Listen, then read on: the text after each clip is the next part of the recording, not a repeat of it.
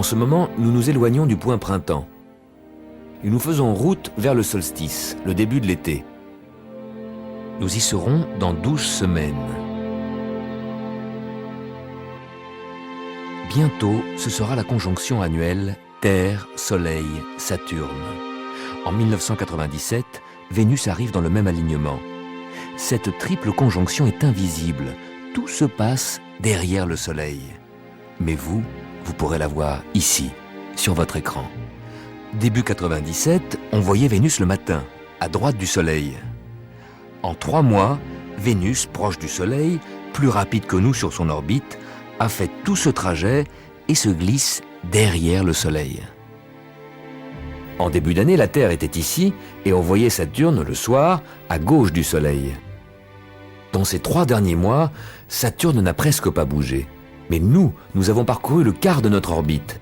Et voilà, on ne peut plus voir Saturne qui est en alignement derrière le Soleil. C'est caché par le Soleil qu'il traverse le ciel. Voici comment le balai planétaire nous amène à la triple conjonction. Vénus nous a dépassés, Saturne n'a fait qu'un petit bout de chemin, mais comme en même temps la Terre s'est déplacée, tout le monde se retrouve aligné. Saturne, Vénus, le Soleil et la Terre. La lumière du Soleil ne met que 8 minutes pour arriver jusqu'à nous. Le Soleil et les planètes sont tout près de nous, c'est notre voisinage. Avec les étoiles, c'est une autre histoire.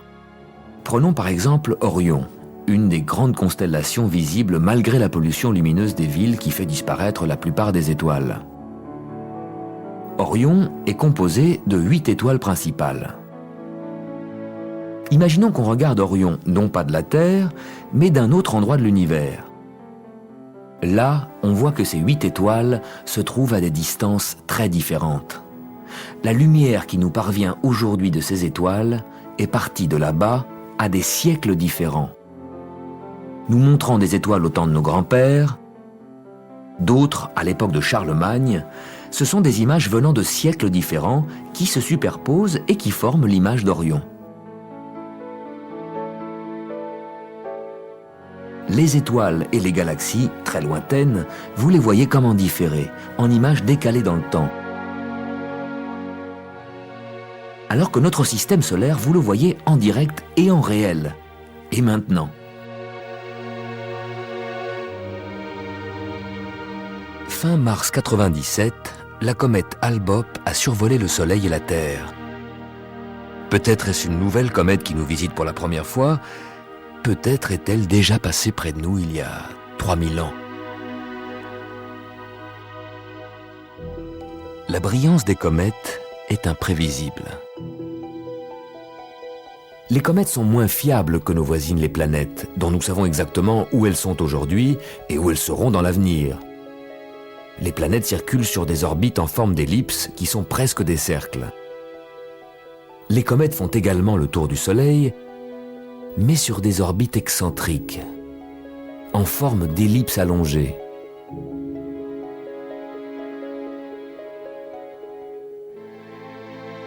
On compare les comètes à des boules de glace et de poussière. En s'approchant du Soleil, elles se réchauffent et elles éjectent d'énormes quantités de gaz et de poussière. Illuminées par le Soleil, ces matières éjectées forment la queue de la comète qui s'étire dans le ciel toujours du côté opposé au Soleil. Mais il est difficile de prédire combien de gaz la comète va éjecter, donc de savoir si elle sera plus ou moins visible. La comète Hale-Bopp vient de survoler le Soleil. Elle s'éloignera si loin qu'elle mettra environ 3000 ans avant de revenir près du Soleil. On pense que les comètes se sont formées en même temps que la Terre et les planètes, il y a 4,5 milliards d'années, dans la région des orbites de Saturne et d'Uranus.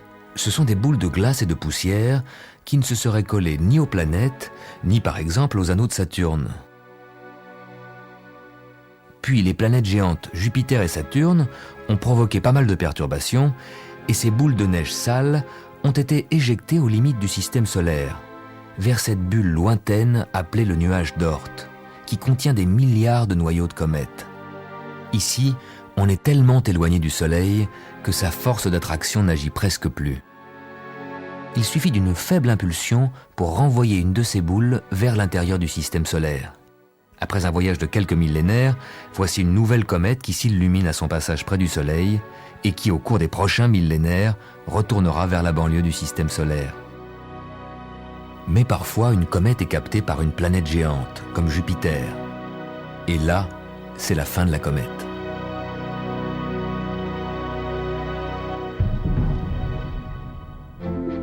Il existe une comète que nous connaissons depuis longtemps. C'est la comète Halley. Elle passe près du Soleil et de la Terre tous les 76 ans. Puis elle s'éloigne au-delà de l'orbite de Neptune. Ces passages nous donnent l'histoire en accéléré.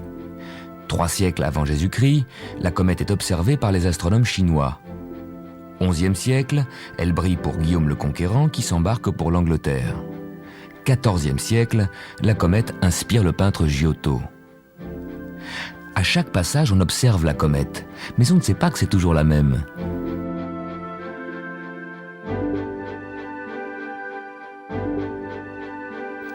Au XVIIe siècle, l'astronome Edmond Halley calcule la prochaine apparition. C'est pour dans 76 ans. Trop tard pour lui. Mais quand la comète réapparaît, ses élèves se souviennent et lui donnent le nom de Halley. Depuis, la comète n'a fait que 4 tours. Cela nous donne la mesure de notre système solaire. Les 76 ans que met Halley pour parcourir son orbite, c'est à peu près notre espérance de vie. Les plus jeunes d'entre vous verront passer la comète Halley en 2062.